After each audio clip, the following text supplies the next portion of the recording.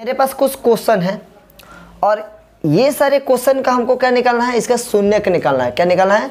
शून्यक, यानी कि इसका रूट वैल्यू निकालना है, यानी जीरोज निकालना है। कैसे निकालेंगे? तो इसके लिए तरीका होता है जो आप लोग क्लास 9th में सीख चुके हैं, लेकिन थोड़ा सा ब्रीफ में डिस्कस करते हैं।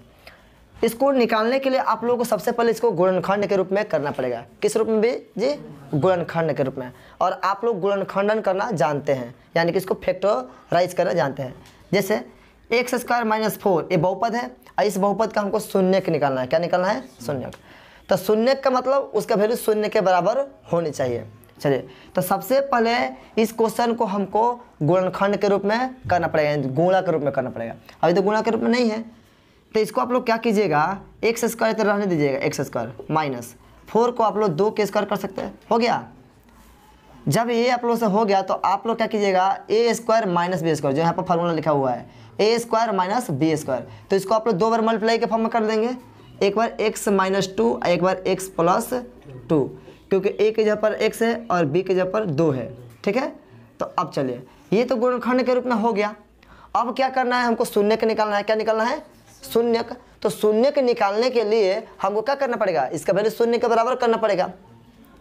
तो लिखेंगे शून्यक के लिए, शून्यक के लिए अगर सीबीएसई क्लास है तो लिखेंगे 4 जीरोज। Okay, 4 zeros. ओके, तो जीरोज के लिए इसका वैल्यू किसके बराबर होना चाहिए? 0 के x minus 2 into x plus 2 equal to 0।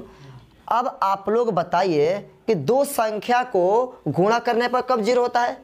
तो आपका सिंपल आंसर क्या होगा कि जब दोनों संख्या 0 के बराबर हो या कोई एक संख्या 0 हो। 0 इंटू 7 क्या होगा? 0 होगा। या 8 इंटू 0 क्या होगा? 0 होगा। या 0 इंटू 0 क्या होगा? 0। तो देख रहे हो, तो ये इन दोनों में से कोई ना कोई एक संख्या क्या होनी चाहिए? 0 होनी चाहिए। तो भाई मान चलो इसको तो 0 मान लेंगे, लेकिन इसको कौन सा संख्या मान लेंगे? तो ऐसा पॉसिबल नहीं है। तो हम क्या करेंगे, दोनों के बराबर क्या मान लेंगे? 0 मान लेंगे। ये भी 0 मान लेंगे, ये भी 0, यानी कि ये भी 0 के बराबर होगा और ये भी 0 के बराबर होगा। तब इन दोनों को गुणा करेंगे तो क्या मिलेगा? 0। अरे समझ में जी। तो 0 निकालने के लिए आप लोग सिंपली क्या कीजिएगा, एक्स माइनस 2 इक्वल 0 कर लीजिएगा और कमा दे दीजिएगा। एक्स प्लस 2 इक्वल क्या कीजिएगा? 0, क्योंकि ये भी 0 के बराबर होगा, ये भी 0 के बराबर होगा। तब इन 0 से 0 गुणा करेंगे तो 0 आएगा। अरे समझ में। तो यहाँ से एक्स का वैल्यू 2 फेंकेगा और कामा दे देना, यहाँ से x का वैल्यू -2 फेंकेगा। इस तरीके से यही हमारा क्या होगा? आंसर होगा।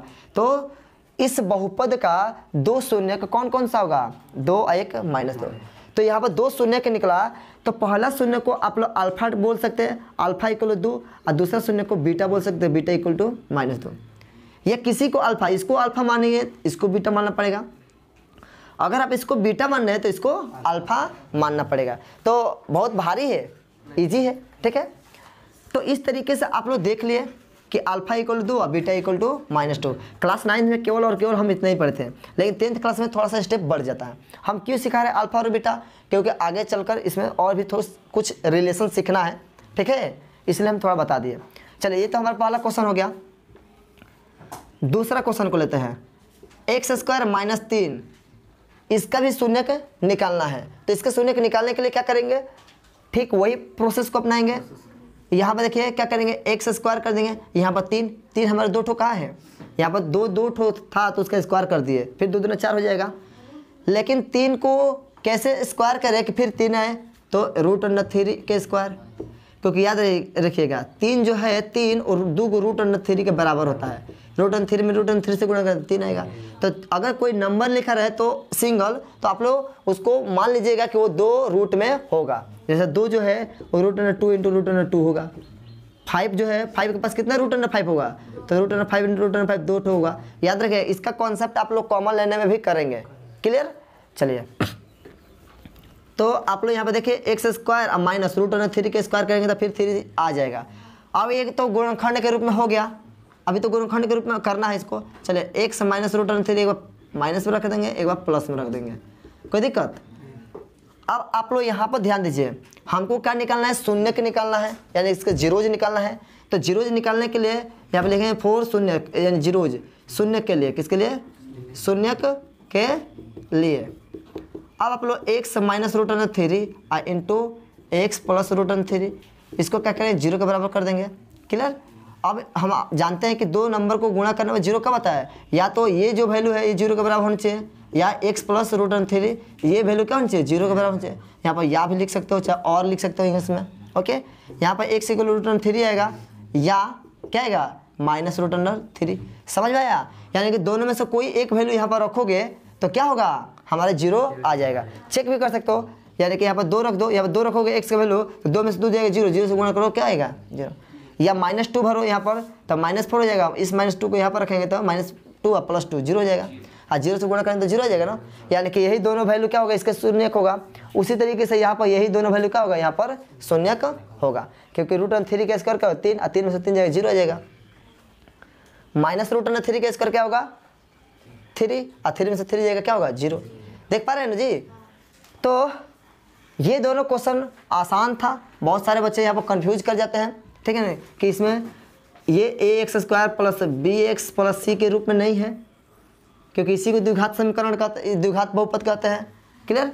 तो इस रूप में रहता है तो उसको वो इजीली क्या करते हैं, इसको ब्रेक करके तोड़ लेते हैं। लेकिन इसमें किसको ब्रेक करेंगे तो थोड़ा सा कॉमन सेंस लगाना पड़ेगा, थोड़ा सा दिमाग लगाना पड़ेगा। ओके, अब आइए यहाँ पर 3rd नंबर क्वेश्चन को, चलिए इसको नोट कर लीजिए। देखिए इस क्वेश्चन को आप लोग ऐसे ही बना सकते हैं। अगर शून्य का निकालना है तो आप लोग इस कॉन्सेप्ट को लिखें, इस टर्म को लिखेंगे कि शून्य के लिए इसके बराबर जीरो कर देगा, ठीक है ना। और यहाँ पर x स्क्वायर इक्वल टू 4 को उधर लेके जाइए, लेके जा सकते हैं ना, प्लस हो जाएगा। और आप लोग यहाँ पर x का वैल्यू निकालने के लिए स्क्वायर है तो उधर जाकर रूट में हो जाता है। आ रहा समझ में ना? तो एक और बात आप लोग ध्यान दीजिएगा कि जब भी आप लोग स्क्वायर को बराबर के उधर लेके जाएंगे तो रूट में होगा, लेकिन उसके सामने प्लस और माइनस का चिन्ह देना न भूले। ओके, तो यहाँ पर प्लस और माइनस लगेगा, याद रखिएगा। बहुत सारे बच्चे क्या करते हैं, रूट अंडर 4 का वैल्यू निकालना हो तो प्लस माइनस 2 निकाल लेते हैं, ये गलत है। रूट हमारा पॉजिटिव है तो पॉजिटिव वैल्यू फेंकेगा, ओके, और रूट हमारा नेगेटिव है तो नेगेटिव वैल्यू देगा। ओके, अरे समझो, अगर रूट हमारा प्लस माइनस दोनों है तो हमारा प्लस माइनस दोनों वैल्यू आएगा। अरे समझो, चिन्ह देंगे। और रूट अंडर 4 का वैल्यू कितना आएगा 2 और प्लस माइनस, तो इस तरीके से x का वैल्यू कितना आ गया, 1 + 2 और 1 - 2, तो उठा गया कि नहीं।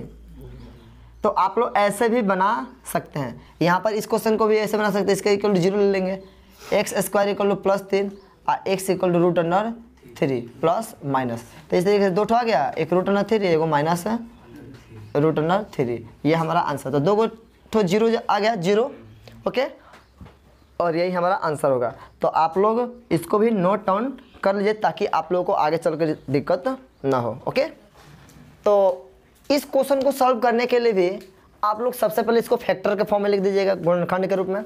और जैसे गुणनखंड इसको कैसे कीजिएगा, तो इसमें भी x है, इसमें भी x है, 4 से डिवाइड इसमें भी लग जाएगा, इसमें भी लग जाएगा, तो 4x आप लोग बाहर निकल जाएगा, तो यहाँ पर x और -2 बचेगा। क्लियर? फिर आप लोग मल्टीप्लाई करेंगे तो 4x से x में मल्टीप्लाई तो 4x स्क्वायर, आज 4 दूना 8x माइनस में हो जाएगा ना। अब बताइए ये 2 को टर्म हो गए ना गुणनखंड के रूप में, ठीक है। तो आप क्या कीजिएगा, शून्य के निकलिएगा, क्या निकलेगा, तो लिखिएगा शून्य के लिए, किसके लिए, शून्य के लिए। ओके, तो 4x equal 4x into x - 2 equal to 0 ले लीजिएगा, 4x इक्वल टू 0 कर लीजिएगा, यहाँ पर x - 2 इक्वल टू भी 0, क्योंकि आप जानते हैं या तो इसका वैल्यू क्या होगा 0 होगा या इसका वैल्यू 0 होगा। और भी आप लगा सकते हैं या कि जहाँ पर x इक्वल टू 0 में 4 से डिवाइड कीजिए, या यहाँ पर x इक्वल टू 2, ओके, यहाँ पर 0 से भाग कीजिए तो 0 होगा, 0 में 4 से भाग कीजिए तो 0 होगा, ओके, और यहाँ पर x इक्वल टू 2, दोनों कंबाइन करके लिख दीजिए, यही हमारा आंसर होगा। समझ में आ गया? तो इस तरीके के क्वेश्चन होगा तो आप लोग आराम से कॉमन ले सकते हैं, जब इसमें अचर वैल्यू ना हो, कोई कॉन्स्टेंट ना हो। ओके, तो इस क्वेश्चन को भी नोट कीजिए। इस टाइप के क्वेश्चन हम लोग क्लास 9th में पढ़ चुके हैं कि कैसे हम लोग इसको फैक्टराइज करते हैं, कैसे हम लोग इसको गुणनखंड करते हैं। तो गुणनखंडन करने के लिए इसमें एक रूल होता था, क्या, कि सबसे पहले फर्स्ट टर्म और लास्ट टर्म, इन दोनों टर्म में क्या करते हैं, मल्टीप्लाई करते हैं। क्या करते हैं, इन दोनों टर्म में क्या करते हैं, मल्टीप्लाई करते हैं। समझ में आया? तो कर लो। तो 2 में x स्क्वायर से गुणा करें तो 2x स्क्वायर होगा, इसको अपने माइंड में रखना है कि हाँ 2x स्क्वायर हो रहा है। उसके बाद क्या करना है कि बीच वाले को 2 ऐसे पार्ट में स्प्लिट करो, उसे तोड़ो कि जोड़ने चाहे घटाने पर -3x आ जाए और गुणा करने पर किसमें क्या करने पर गुणा करने पर +2x² हो जाए। समझ में आ रहा ना?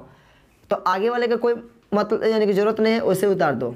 इसको तो तोड़ना है, तो आप देखिए इसको -x और -2x, तो -2x और -x कितना होता है? -3x होता है ना? -2x और -x -3x बीच वाला जा रहा है, जोड़ने या घटाने पर जोड़ने पर आ जा रहा है ना। अब चलिए +2 को ऐसे रख दीजिए। अब -2x और -x में गुणा करोगे तो कितना होगा? माइनस में प्लस हो जाएगा, पहले प्लस और 2 एकम 2x² हो जा रहा है। गुणा करने पर 2x² आ जा रहा है और जोड़ने पर कितना हो रहा है? -3x आ जा रहा है ना। तो ये हमारा सही है, यही हमारा फैक्टर सही होगा। अब यहाँ पर देखिए नहीं आएगा कि आप लोगों को कैसे तोड़ रहे थे, 2 को तोड़ दो तो 1 दूना 2, यहाँ पर चाहे 2 एकम 2 कट गए ना। तो आप जानते हैं 2 एकम 2 हो जा रहा है और 2 एक 3 हो जा रहा है। तो अब आप यहाँ पे दिमाग लगा लीजिएगा कि 2 एकम 2 हो जा रहा है और 2 और 1 3 हो जा रहा है, यानी कि यहाँ पर बीच वाला जो टर्म होगा यानी कि 1 और 2 ही होगा। तो 1 नहीं रखते, 1 के जगह x रख देंगे, x का मतलब एक ही x ना। अब चलिए जब हम यहाँ पर इसको बीच वाले मिडिल टर्म को तोड़ दिए तो तोड़ने के बाद पेयर कर लीजिएंगे, यहाँ पर एक जोड़ा यहाँ पर। इस जोड़े में से कॉमन करेंगे, क्या करेंगे? कॉमन का मतलब होता है कि जो दोनों में हो, उभयनिष्ठ, है ना। तो x इसमें भी है, x इसमें भी है। तो शर्त यहाँ पर यह है कि यहाँ पर x 2 है, यहाँ पर केवल एक x है। तो उसी x को कॉमन लेंगे जो दोनों में हो और बराबर हो। तो एगो x इसमें से लेंगे, एक इसमें से। तो यहाँ पर x² है, तब एगो x बच जाएगा। यहाँ से एगो x बाहर निकाल लेते तो केवल -1 बचेगा। मल्टीप्लाई करो, x में x से गुणा करें x² और x में 1 से गुणा करेंगे तो x आ जा रहा है ना, उतना कोई फर्क नहीं हुआ है। अब यहाँ पर देखिए x इसमें है क्या? तो x बाहर नहीं लेंगे। 2 इसमें है, 2 इसमें है क्या है? तो 2 बाहर ले लेंगे, लेकिन -2 ले लेंगे क्योंकि माइनस है यहाँ पर। तो -2 लेंगे तो ये तो प्लस हो जाएगा यहाँ पर x, लेकिन यहाँ पर -1 बच जाएगा क्योंकि माइनस का मतलब पर अंदर क्या होता है? चिन्ह बदल जाता है। फिर मल्टीप्लाई करके देख लो, -2 में x से गुणा करें तो -2x और -2 से -1 में गुणा करें तो +2 आ रहा है ना। तो इसका मतलब क्या कि जब भी जो गुणनखंड होगा कॉमन होगा तो ये वाला टर्म और ये वाला टर्म दोनों क्या होगा? सेम होगा। अगर अलग अलग हुआ तो समझ जाए कि आप कॉमन साइज से नहीं लिए हैं, तो ये दोनों क्या होगा? सेम होगा। अब आप इसको क्या कीजिएगा? तो x - 1 इसमें भी है, x - 1 इसमें भी है, तो एक वो ले लो, x - 1 कॉमन कर लो, तो अंदर क्या बच जाएगा? एगो x बच जाएगा, एगो -2 बच जाएगा। ये हमारा फैक्टर का फॉर्म हो गया। ये भी आंसर होगा, यानी कि क्लास 9th में ये आंसर हो जाता था, ठीक है। क्योंकि उस समय केवल और क्या करना होता था? गुणनखंड करना होता था। लेकिन हमको तो यहाँ पर शून्य के निकालना है, तो शून्य के निकालने के लिए दोनों को क्या करना पड़ेगा? 0 के बराबर। तो यहाँ पर क्या लिखेंगे? शून्य के लिए, यानी कि जीरोज के लिए, 4 जीरोज। तो यहाँ पर क्या करेंगे? x - 1 into x - 2 equal to 0। Okay, x - 1 equal to 0 कर लेंगे क्योंकि इसका वैल्यू भी 0 के बराबर होगा, या x - 2 इक्वल टू 0 कर लेंगे, या ये वैल्यू 0 के बराबर होगा। यहाँ पर x इक्वल टू 1 आएगा और यहाँ पर x इक्वल टू 2 आएगा, यानी कि इस +2 आएगा क्योंकि माइनस में तो उधर जाएगा प्लस हो जाएगा। तो इस तरीके से यहाँ पर x का वैल्यू 1 और 2 आया। आप यहाँ पर रख कर चेक कर सकते हैं, x का वैल्यू 1 रखे पहले, तो 1 रखे तो 1 में से 1 जाएगा 0, 0 से गुणा करें तो 0 आ जाएगा।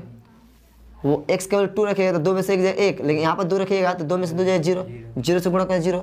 तो या तो x का वैल्यू 1 हो सकता है या तो x का वैल्यू 2 हो सकता है। समझ में आ रहा है? तो हमारा राइट जो आंसर होगा यानी कि जो जीरोज होगा वो क्या होगा? 1 और 2। ओके, बहुत भारी है क्या? भारी नहीं है, बस हम लोग इसको तोड़ना किसी तरीके से सीख जाए, कॉमन लेना सीख जाए, हमारे लिए बहुत आसान है। थोड़ा सा मेहनत आप लोग इस पर कीजिए क्योंकि ये हमारे लाइफ से जुड़ी चीज़ें हैं और आगे चल कर इसका यूज भी होगा। समझ में आ रहा ना? तो जो चीज़ हमारे लाइफ के लायक है उस पर थोड़ा सा आप लोग जोड़ देकर समझने की कोशिश कीजिएगा। दुनिया का ऐसा कोई ऐसा चीज़ नहीं जिसको समझने की कोशिश करे और ना समझे, है ना। ओके, चलिए इस क्वेश्चन को सॉल्व कर लेते हैं। बहुत आसान है। रूट में आ जाने के बाद बच्चों सबका दिमाग काम नहीं करता है ना। क्या करना है? कुछ नहीं है, केवल फर्स्ट और लास्ट में मल्टीप्लाई कीजिए तो 6x² आएगा। इसको ऐसे 2 पार्ट में स्प्लिट कीजिए कि मल्टीप्लाई करने पर 6x² आ जाए और जोड़ने या घटाने पर -2√6 हो। ओके, और मल्टीप्लाई करें तो +6² होनी चाहिए। तो ध्यान दीजिए, बहुत आसान है। x आप जानते हैं √6 यानी कि 6 जो है 2 √6 होता है, कितना? दो ठो रूट अंडर 6 होगा। रूट अंडर 6 में रूट अंडर 6 से मल्टीप्लाई करते 6 होगा, और रूट अंडर 6 आप प्लस रूट अंडर 6 को जोड़ेंगे तो 2 रूट अंडर 6 होगा। अब आप लोग डिसाइड कर सकते हैं कि यहाँ पर क्या होगा। ओके, तो यहाँ पर माइनस है तो माइनस रूट अंडर 6x होगा, अब फिर root under 6x। Okay, minus root under 6x होगा। ओके, अपना 6। अब यहाँ पे देखिए माइनस रूट अंडर 6x और minus root under 6x। Okay, दोनों को जोड़ेंगे तो माइनस 2 रूट अंडर 6x आएगा।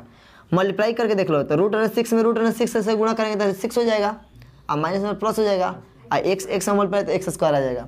देख पा रहे हैं ना। तो ये हमारा हो गया। अब क्या करते हैं, पेयर करते हैं, कर लो, जोड़ा लगा लो। जोड़ा लगाने के बाद क्या कॉमन लेंगे, तो x यहाँ पर भी है, x यहाँ पर भी है, रूट अंडर 6 यहाँ है, यहाँ पर नहीं है, तो केवल x से कॉमन लो।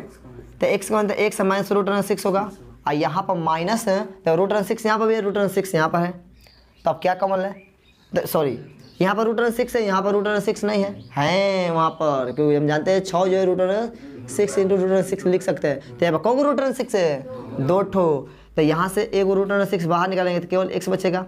अब माइनस कॉमन लेते हैं, यहाँ पर माइनस हो जाएगा क्योंकि माइनस पर प्लस हो जाएगा, फिर और रूट अंडर 6 यहाँ पर हो जाएगा 1 ठो, क्योंकि 6 जो है 2 रूट अंडर 6 के बराबर है। आ रहा समझ में नो। अब देखिए लो, x minus root under 6 x minus root under 6 दोनों बराबर है ना, तो सही है, हमारा स्प्लिटिंग सही है। x माइनस रूट अंडर 6 एक ले लेंगे और एक ये ले लेंगे, x minus root under 6। Okay, यहाँ तक तो हमारा सही है क्लास 9th के लिए। 10th के लिए थोड़ा और स्टेप आगे बढ़ना पड़ेगा। चलिए क्या करेंगे, शून्यक के लिए, किसके लिए, शून्यक के लिए। शून्यक के लिए आप लोग simply x minus root under 6 into x minus root under 6 equal to 0 कर लीजिएगा। x minus root under 6 equal to 0, या ये भी 0 हो सकता है, x minus root under 6 equal to 0। x equal यहाँ पर रूट अंडर 6 आ रहा है, यहाँ पर क्या आएगा, x equal to root under 6 आएगा। दोनों हमारा सेम आ रहा है, तो ये हमारा क्या हो जाएगा, आंसर हो जाएगा। x के वैल्यू रूट अंडर 6 से रूट अंडर 6। समझ में आ रहा है ना। तो ये हमारा राइट आंसर होगा। यहाँ पर आप लोगों को 2 क्वेश्चन दिया गया है, एक ये और एक ये। हम इस क्वेश्चन को सॉल्व करते हैं। ओके, तो हमारा रूल क्या है, इसमें मल्टीप्लाई करते हैं। सबसे पहले का मल्टीप्लाई कर 4 × 12, 12 x स्क्वायर आ रहा है, प्लस में कि माइनस में, माइनस में, क्योंकि माइनस है प्लस है। अब बीच वाले को ऐसे 2 भाग में स्प्लिट करो कि गुणा करने पर माइनस 12 x स्क्वायर है और जोड़ने या घटाने पर x है। तो नहीं समझ में आया तो इस 12 को तोड़ दो, 4 × 12। आप जानते हैं 4 में से 3 घटाएंगे तो x आ जाएगा ना, क्योंकि 1 आएगा, 1 का मतलब यहाँ पर x लिया जाएगा। ओके, और 4 × 12 हो जा रहा है, यानी कि यहाँ पर जो स्प्लिट करेंगे 4 और 3 में ही करेंगे। तो 3x स्क्वायर कर रहने दो यहाँ पर, ठीक है ना। अब माइनस 3x अब प्लस 4x अब माइनस 4। क्यों ऐसा किया, 4 प्लस में इसलिए लिए क्योंकि यहाँ पर देखो प्लस x है। ओके, तो 4x में से 3x जाएगा तो प्लस x बच जाएगा ना, और 4 × 12 माइनस 12 हो जा रहा है। तो दोनों रूल को वेरीफाई कर रहा है, यानी कि जोड़ने या घटाने पर इतना आ जा रहा है और गुणा करने पर माइनस 12 x स्क्वायर आ जा रहा है। अब यहाँ पर पेयर बना लेते हैं।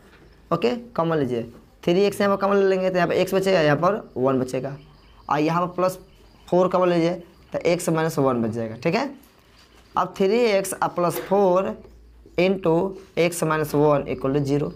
सॉरी, ये हो गया, तो गुणनखंड के रूप में हो गया हमारा, यानी कि 80% काम हो गया।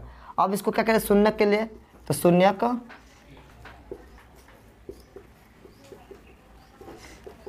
के लिए क्या करना है, 3x plus 4 into x minus 1 equal क्या कर लेंगे, 0 ले लेंगे। ओके, अब चलिए 3x, अब हम जानते हैं कि या तो इसका वैल्यू 0 होगा या तो इसका वैल्यू 0 होगा। 3x प्लस 4 इक्वल टू 0 या x माइनस 1 इक्वल टू 0। यहाँ पर देखिए 3x equal to minus 4, okay, x equal to minus 4 अब बटा में 3। ओके, एक गुणा में उधर भाग में हो जाएगा ना, या यहाँ पर x इक्वल कितना आया, 1 आया। अतः x इक्वल टू माइनस 4/3 या 1 होगा। ओके, ये हमारा आंसर होगा। समझ में आ गया। तो ये हमारा 2 ठो आंसर होगा, तो आप लोग इसको नोट कर लीजिए। इस क्वेश्चन को सॉल्व करने के लिए हम लोग क्या करेंगे, पहला बार इसके जो बट्टा में है 4 उसका एलसीएम ले लेंगे। 4 तो 4 से एक मर्त में तो 4x स्क्वायर, ओके, माइनस 4 एकम 4 तो यहाँ पर x हो जाएगा, माइनस 4 एकम 4 तो 5 एकम 5 हो जाएगा। ठीक है। अब आप लोग जानते हैं सिंपल रूल, इसमें मल्टीप्लाई होता है, 4 5 20, 20 एक्स स्क्वायर माइनस में हो गया।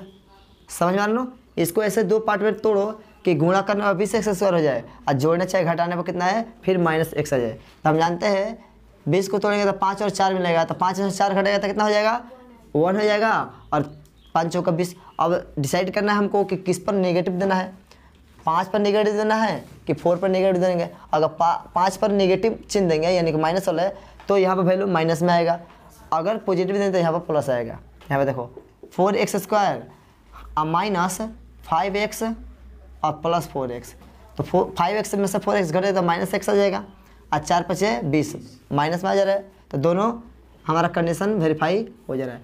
और 20 को अपने मन में रखना है, माइनस 20 को अपने मन में, ठीक है। हमको ये मानना कि गुणा करने पर उतना आ रहा है, ठीक है। अब बटा है 4, यहाँ पर देखिए यहाँ पर कॉमन ले लेंगे 5, यहाँ पर पेयर हम बोले थे ना बनाना है पेयर, तो मन में पेयर बनाइएगा, तो x कॉमन कर लीजिए, तो x कॉमन करें तो 4x और माइनस 5 बचेगा, ओके।